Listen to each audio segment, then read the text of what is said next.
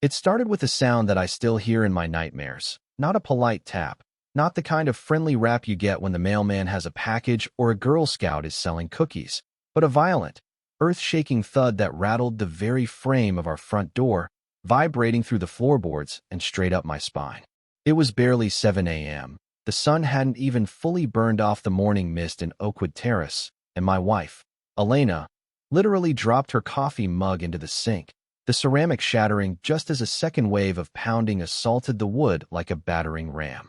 "Mark, who on earth is that?" she whispered, her eyes wide, scanning the hallway like something primal was waiting on the other side. And before I could even formulate a guess, a voice boomed from the porch, muffled but aggressive, screaming about an inspection, demanding immediate entry, using words like compliance and authority that felt cold, sharp, and entirely out of place for a quiet Tuesday morning. I told Elena to stay put, my heart hammering a rhythm against my ribs that felt dangerously close to panic, and I walked to the door, my bare feet cold on the hardwood, unlocking the deadbolt with a click that sounded like a gunshot in the tense silence. When I swung that door open, I wasn't greeted by the sweet old lady from the HOA board or a city worker, but by 4 men, massive, looming figures blocking out the morning sun, wearing navy blue windbreakers with community enforcement stamped in bold yellow letters on the back. But they didn't look like code enforcers. They looked like sharks in human skin, their arms covered in ink that snaked down to their knuckles, their eyes dead and flat, assessing me not as a resident, but as an obstacle. The lead guy, a man with a scar running through his eyebrow who I'll call the Sarg, flashed a crumpled piece of paper that looked like a bad photocopy, droning on about Clause 9, Section C, and emergency safety protocols. But his eyes were looking past me, scanning the interior of my home with a hunger that made my stomach drop through the floor. "We have authorization to detain any minor resident for structural safety clearance," he said, his voice like gravel grinding on glass. And before my brain could even process the absurdity of the word detain, 2 of the goons shoved past me, physically body-checking me into the drywall with a force that knocked the wind out of my lungs. "Hey," I shouted, spinning around, adrenaline dumping into my system. But they were already moving with terrifying speed toward the hallway where my 15-year-old son, Leo, was standing, rubbing sleep from his eyes, wearing just a t-shirt and boxers, looking confused, fragile, and utterly terrified. "Dad? What's happening?" Leo stammered, his voice cracking. And that was the moment the world tilted on its axis, because the first thug didn't ask him to step outside. He grabbed Leo by the wrist, clamping down hard enough to turn the skin white, and yanked him forward like he was ragdoll. Elena screamed, a sound of pure maternal terror that pierced the air. "Stop. You can't take him." But the men didn't even flinch. They didn't look at her. They just kept moving with a mechanical, brutal efficiency, dragging my barefoot son across the floor while his sneakers squeaked against the tile in a desperate attempt to find traction. I lunged, my military training from a lifetime ago flickering back to life. But the second guy, a towering wall of muscle, slammed a forearm into my chest, pinning me against the doorframe, his breath smelling of stale tobacco and rot as he hissed, "Interference is a felony. Old man, stand down." And in that split second, watching Leo's eyes go wide with the realization that this wasn't a mistake, that he was being taken, I snapped. I threw a punch, wild and desperate, connecting with a jaw, but another fist slammed into my ribs from the side, a white-hot explosion of pain that dropped me to one knee, gasping for air while Leo screamed, "Dad," as they dragged him out onto the porch, into the cruel light of day. The neighborhood was waking up. Mrs. Gable was watering her hydrangeas. Old Man Miller was picking up his newspaper, and they all just stood there, frozen, watching this nightmare unfold, paralyzed by the official-looking jackets and the confident way the Sarg waved his fake paperwork, shouting, "Official business. Step back. Safety protocol," effectively weaponizing their confusion to steal my son in plain sight. I scrambled up, ignoring the screaming in my ribs, stumbling out the door, watching them haul Leo toward an unmarked van, my wife sobbing on the porch, the neighbors doing nothing, and I felt a helplessness so profound it felt like dying, like I had failed the one job I had on this earth. But then, just as I braced myself to charge them again, to die on that lawn if I had to, The screen door to my kitchen creaked open behind me, and a voice cut through the morning chaos. Not loud, not screaming, but terrifyingly calm. A voice that carried the weight of absolute authority. You boys knocked on the wrong door. Every head turned, including the thugs, to see 3 men stepping out of my house. Men who were currently staying in my guest room, holding coffee mugs, wearing jeans and t-shirts, looking relaxed but standing with a posture that screamed lethal capability. My old friends, my brothers, active duty Navy SEALs who just happened to be in town for a reunion. Commander Vance set his coffee down on the railing with deliberate slowness, his eyes locking onto the SARG, and said, "I suggest you let the boy go before things get complicated." And for a second, the air crackled with electricity, the thugs confused, the neighbors silent, until the SARG sneered, reaching for something under his jacket, and chaos erupted. It wasn't a fight, it was a dismantling, a blur of motion so fast my eyes could barely track it. One of the SEALs, a guy we call Rook, launched himself off the porch, tackling the man holding Leo with a bone-crunching impact that sent them both sprawling, freeing my son who scrambled back toward Elena, while Vance moved like liquid smoke, intercepting the big guy who had punched me, using the man's own momentum to flip him onto the concrete with a sickening thud, zip-tying his hands before he even stopped bouncing. The third SEAL, Ghost, kicked the knife out of the SARG's hand, spun him around, and slammed his face into the hood of their own van, the metal buckling under the force, while Old Man Miller dropped his newspaper and Mrs. Gable covered her mouth in shock. Within 30 seconds, the inspectors were hogtied on my lawn, groaning in the grass. My son was shivering in his mother's arms, and Vance was flashing his genuine federal badge to the crowd of gathering neighbors who were now holding up their phones, recording the madness. Federal Bureau of Investigation. Vance lied smoothly to the crowd to keep cover. These men are imposters attempting a kidnapping. Clear the area. And as the sirens of the local police wailed in the distance, getting louder, I leaned against the porch railing, clutching my side, watching my friends stand guard over the predators who had tried to take my life away, realizing with a chilling certainty that if they hadn't been here, if they hadn't been drinking coffee in my kitchen at that exact moment, Leo would be gone. But as the police arrived and the adrenaline began to fade, replaced by a cold dread, Vance walked over to me, his face grim, stripped of the earlier bravado, and whispered something that froze my blood cold. "Mark, look at their gear. Look at the coordination. This wasn't a random snatch and grab. These guys had intel, they had a schedule, and they had authority codes. Someone in this neighborhood, someone you trust, sold your son out." The peace of Oakwood Terrace evaporated that afternoon, replaced by a suffocating paranoia that made every passing car look like a threat and every neighbor look like a suspect. The police had hauled the 4 attackers away, but not before one of them, a man with teeth filed down to points, spat at my feet and hissed, "This doesn't end here." A promise that hung heavy in the humid air long after the squad cars disappeared.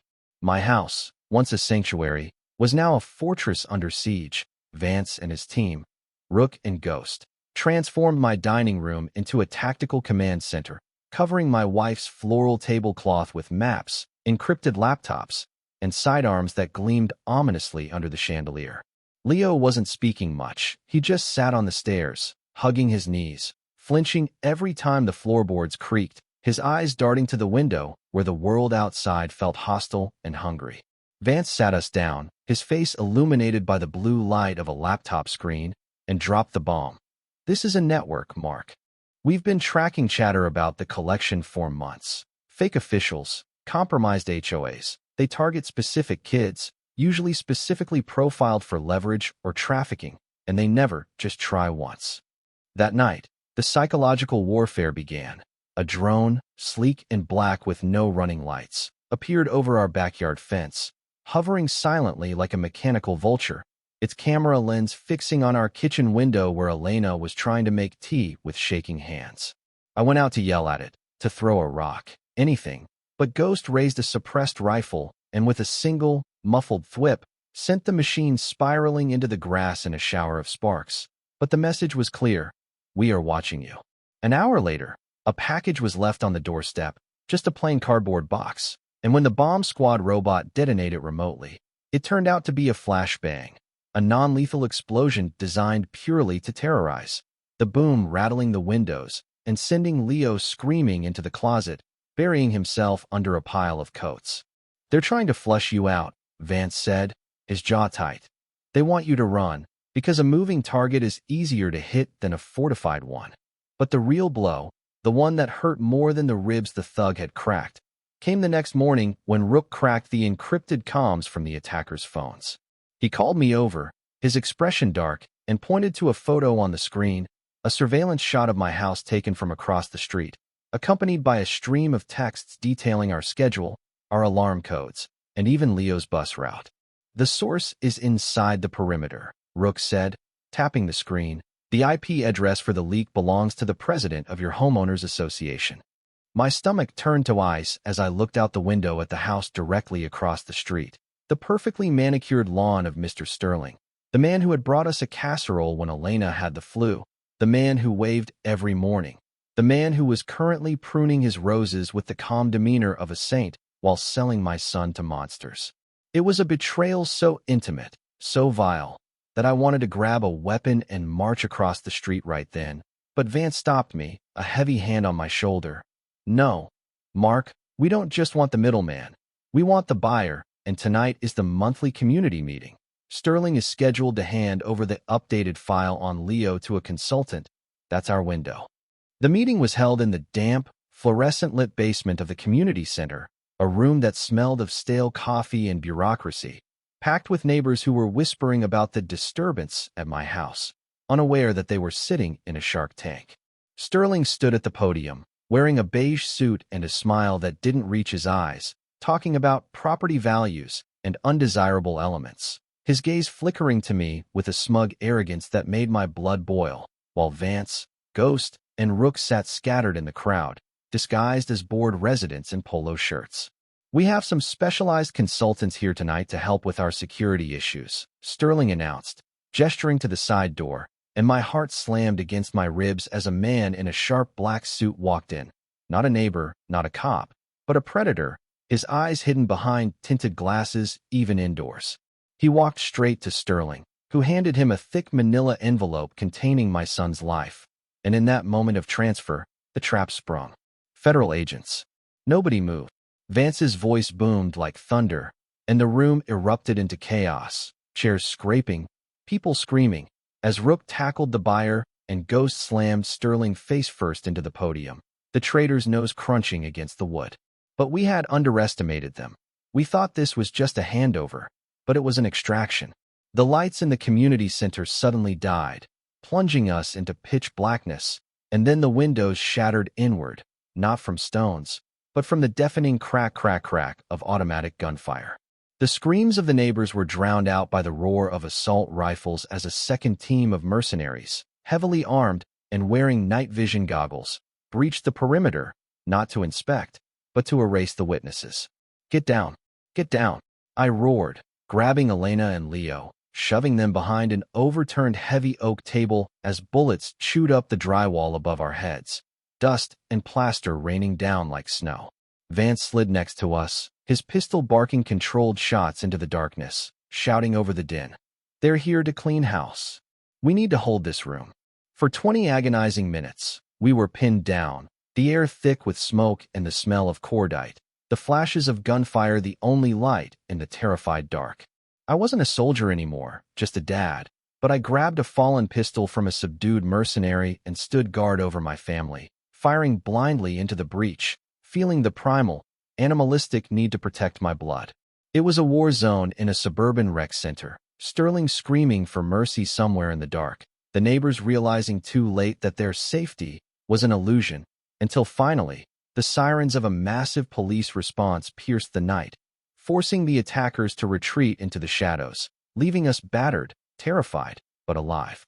We had survived the ambush, but as we huddled in the wreckage, Vance looked at me, his face streaked with soot, and shook his head. "They didn't get the boy, Mark, which means they're going to regroup at their nest. We know where they operate now, and if we wait for the feds to cut through the red tape, they'll be gone by morning." I looked at Leo, shaking and pale, and I knew he was right. We couldn't live looking over our shoulders forever. "Then let's finish it," I said, a cold resolve settling in my chest. Let's go get them. The transition from suburban dad to tactical asset wasn't something I had time to process. It just happened in the blur of the drive to the industrial district, sitting in the back of a battered surveillance van that smelled of stale sweat and gun oil. Vance had geared up, trading his polo shirt for tactical vests and carbines. And though they offered to leave me behind, I refused. This was my son, my life, and I wasn't going to sit on the sidelines while other men fought my demons. Leo and Elena were safe at a secure safe house, but before I left, Leo had pressed a small, heavy tactical flashlight into my hand, whispering, "Dad, you promised to come back." And that promise was the only thing keeping my hand steady as we rolled up to the target.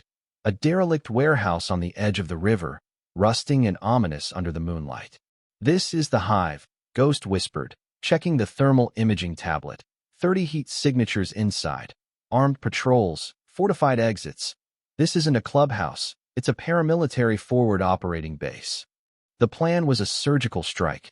Hit hard, hit fast, decapitate the leadership, and dismantle the network before they could vanish into the ether. We breached the side door with bolt cutters, slipping into the gloom of the warehouse, moving past crates marked with fake shipping labels, the silence heavy and suffocating, until the first guard turned a corner, saw us, and raised his radio. Rook dropped him with a silenced round, but the body hitting the floor made a sound that echoed like a gong, and suddenly, the warehouse exploded into noise. Alarms blared, red emergency lights began to stroke, turning the vast space into a pulsating nightmare, and bullets started snapping around us like angry hornets. "Contact front," Vance shouted, and we pushed forward, a wedge of controlled violence moving through the chaos, returning fire with precision while the mercenaries sprayed and prayed. I stayed in the middle, covering the flanks, my heart rate surprisingly steady, the fear replaced by a cold, hard clarity. We fought room by room, clearing offices where stacks of dossiers on other children sat on desks. Proof that Leo wasn't the only one, that this was an industrial-scale operation of misery. We reached the central floor, a massive open space where the ringleader, a man the files called the director, was waiting, surrounded by his elite guard, trapped like a rat, but still dangerous. "You think you can just walk in here?" The director bellowed over the gunfire, hiding behind a stack of steel beams. "We are everywhere. We are the system." The firefight that followed was intense, a cacophony of metal on metal, ricochets whining past my ears. Ghost took a round to the shoulder but kept firing. Vance was pinned down by suppressive fire, and I found myself separated, crouched behind a forklift, with the director flanking my position, leveling a shotgun at my exposed side. I was out of position, out of time, and for a split second, I accepted that this was it, that I had traded my life for my son's safety, and that was a fair trade. But then, the lights in the warehouse flickered and died. Someone had cut the main power, and the red emergency strobes were the only thing cutting the gloom. The director hesitated, his night vision ruined by the sudden shift, and I remembered the flashlight Leo gave me. I pulled it out, thumbed the strobe setting, and blasted him in the face with 2,000 lumens of blinding, pulsating white light. He screamed, shielding his eyes, blinded and disoriented, giving Vance the split second he needed to pop up and fire 2 precise shots that shattered the shotgun and sent the director crumbling to the concrete, defeated. The silence that followed was heavy, broken only by the groans of the wounded and the distant wail of sirens closing in. It was over. We had cut the head off the snake. The aftermath was a blur of federal agents, news crews, and debriefs, but the only thing that mattered was walking back into that safe house and hugging my wife and son. The news broke the story wide open. The fake HOA scheme, the kidnapping ring, the corruption, and Sterling turned state's witness, singing like a canary to avoid life in prison, bringing down politicians and crooked cops along with him. Oakwood Terrace changed after that. The naive bubble was burst, fences went up, cameras were installed, but the community grew tighter, bonded by the trauma and the truth. Months later, on a cool autumn evening, I stood on my porch, watching Leo play basketball in the driveway. He was different now, more observant, a little harder, but he was safe. Vance and the boys were long gone, back to the shadows where they operated, leaving only a postcard that said clear. The neighborhood was quiet. the way it should be. But as I sipped my coffee, looking at the spot on the lawn where the first thug had fallen, I couldn't help but ask myself the question that keeps me up at night. We did the right thing. We saved my son, but we broke every law to do it. We acted as judge, jury, and executioner because the system failed us, because the people with badges were the ones holding the zip ties. If my friends hadn't been there, if I had relied on 911, my son would be gone. So, in a world where the wolves were sheep's clothing and the law is just a piece of paper, is it justice to take matters into your own hands? Or does that just make us a different kind of monster? I look at my son, alive and laughing, and I know my answer. But I wonder, what's yours?